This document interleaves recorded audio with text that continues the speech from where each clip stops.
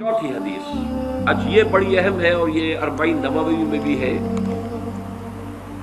اور اس میں وہ بات واضح ہو جائے گی کہ فطرت کی جڑ کیا ہے اور خلقت کی جڑ کیا ہے۔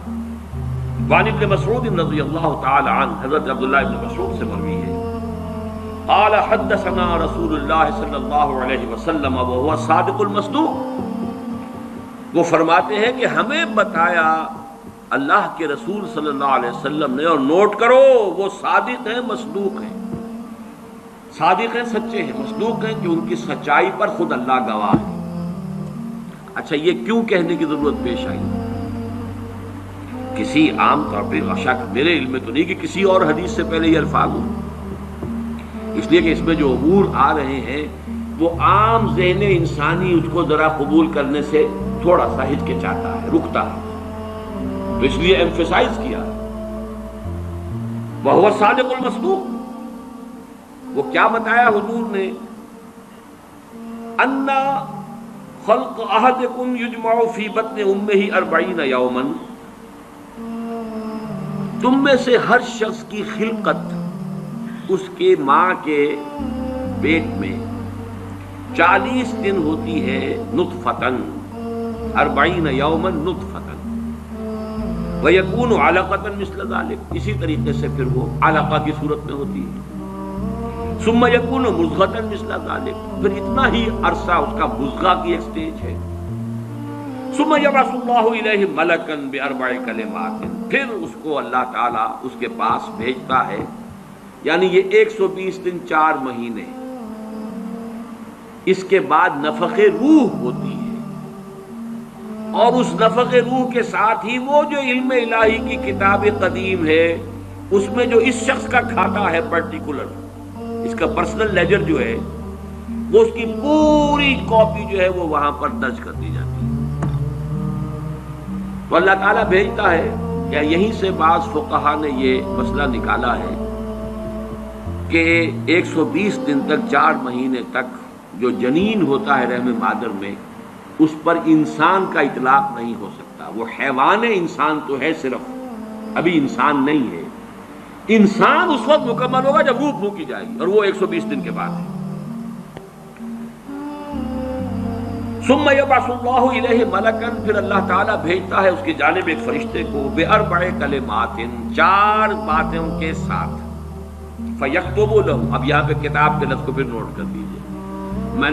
میں سمجھتا ہوں بڑا مناسب لفظ زبان پر آ گیا کہ وہ جو ایک بڑا وہ سپریم کمپیوٹر ہے، اس میں جو بھی کھاتا ہے پرسنل اس شخص کا، اس انڈیویجول کا،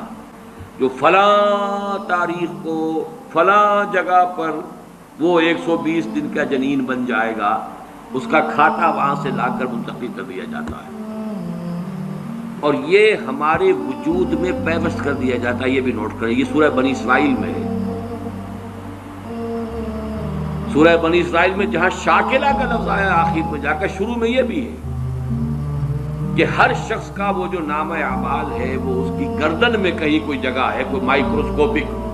مائکروسکوپی بھی کوئی الٹرا مائکروسکوپک ہوگی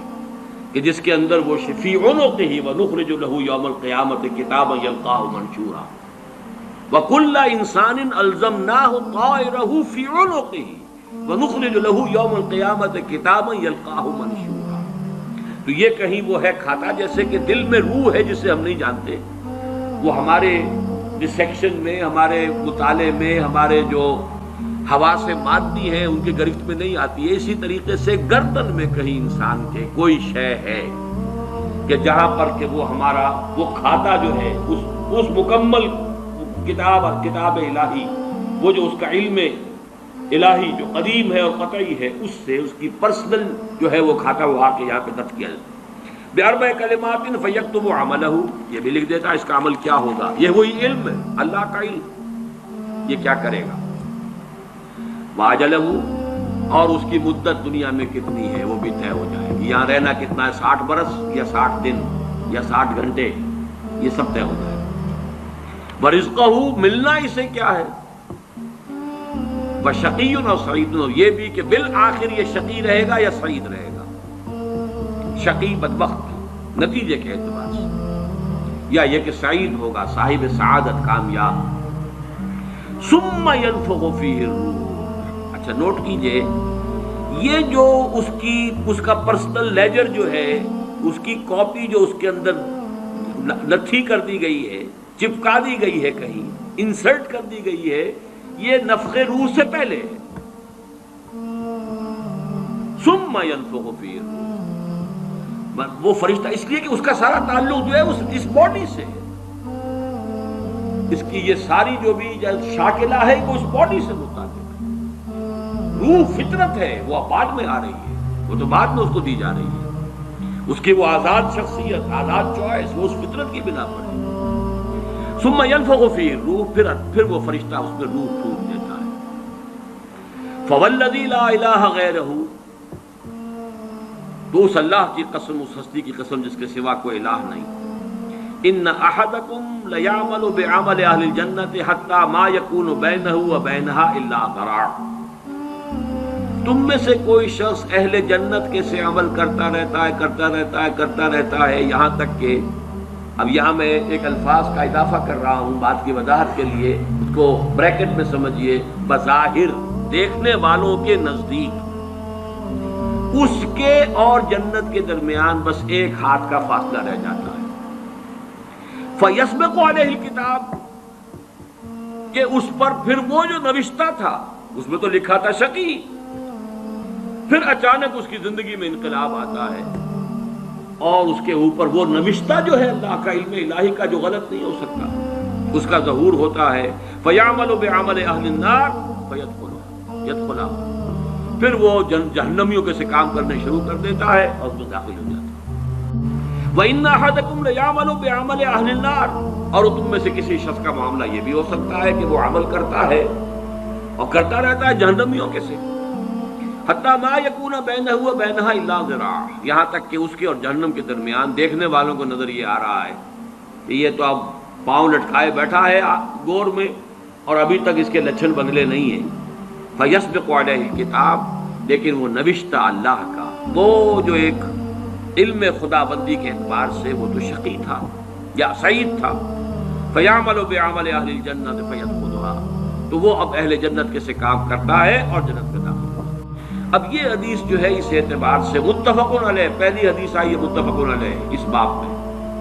اور بڑی عظیم حدیث ہے، بہت عظیم حدیث ہے. ایک تو فطرت اور جبلت یہاں واضح ہو گئی، ایک سرشتے خلقت ہے انسان کی، ایک فطرت ہے. فطرت ہے، اس کا تعلق اس کا روح ملکوتی سے، وہ روح ہے. ثم ينفخ فيه الروح، روح پھونکتا ہے. اس سے پہلے 120 دن کا جو یہ جنین ہے، جو امبریو ہے اور وہ لیونگ ہے،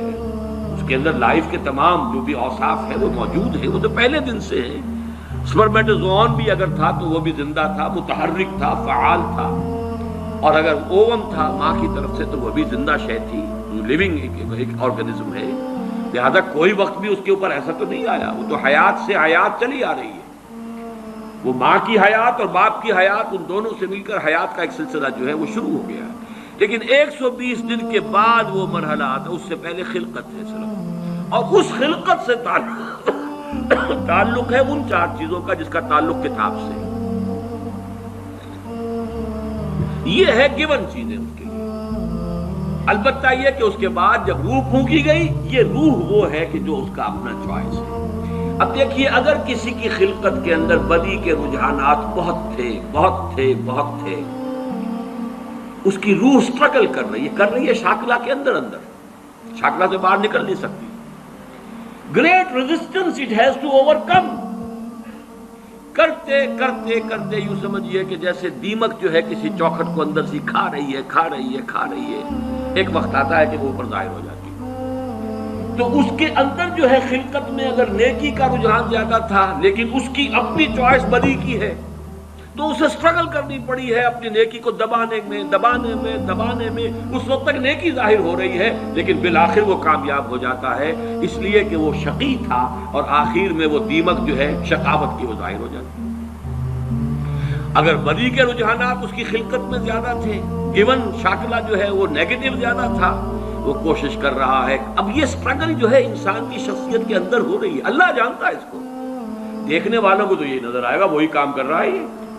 جو پہلے 10 سال پہلے کر رہا تھا آج بھی وہی کر رہا ہے. انہیں نظر نہیں آئے گا کہ اس نے کتنی محنت کی ہے، کتنی بار گرا ہے پھر اٹھا ہے، پھر گرا ہے پھر اٹھا ہے، کتنی مرتبہ جو ہے اوور پاور کیا ہے اسے اس کی اس خلقت نے اور شیطانی وساوس نے جو اس کو اور سپورٹ کر رہے ہیں، لیکن اس نے اپنی